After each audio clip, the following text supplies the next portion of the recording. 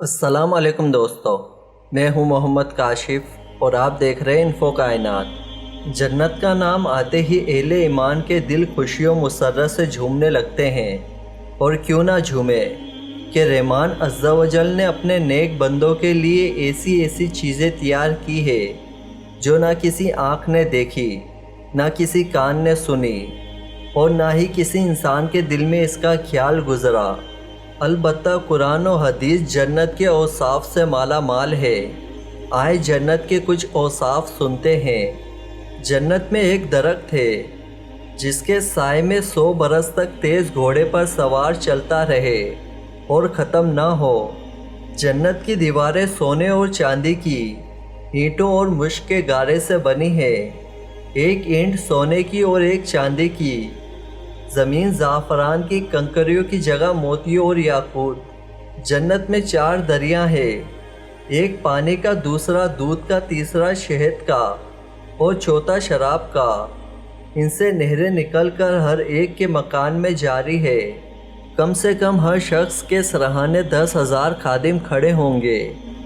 خادموں میں سے ایک ایک کے ہاتھ میں چاندی کا پیالہ، دوسرے ہاتھ میں سونے کا، اور ہر پیالے میں نئے نئے رنگ کی نعمتیں ہوگی۔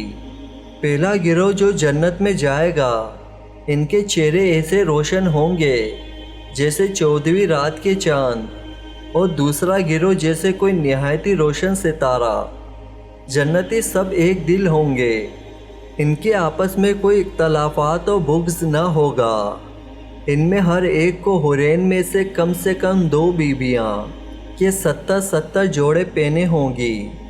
پھر بھی ان کے لباسوں اور گوشت کے باہر سے ان کی پنڈلیوں کا مغز دکھائی دے گا، جیسے سفید شیشے میں شراب سرخ دکھائی دیتی ہے۔ ادنا جنتی کے لیے 80,000 خادم اور 27 بیویاں ہوں گی، اور ان کو ایسے تاج ملیں گے کہ اس میں ادنا موتی مشرق و مغرب کے درمیان روشن کر دے۔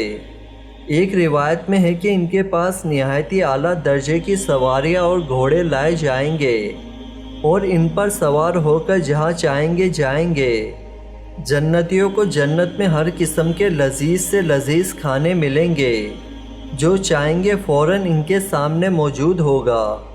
عرش الہی ظاہر ہوگا، اور رب عز و جل جنت کے باغوں میں سے ایک باغ میں تجلی فرمائے گا، اور خدا تعالیٰ کا دیدار ایسا صاف ہوگا جیسے آفتاب اور 14ویں رات کے چاند کو ہر ایک اپنی اپنی جگہ سے دیکھتا ہے۔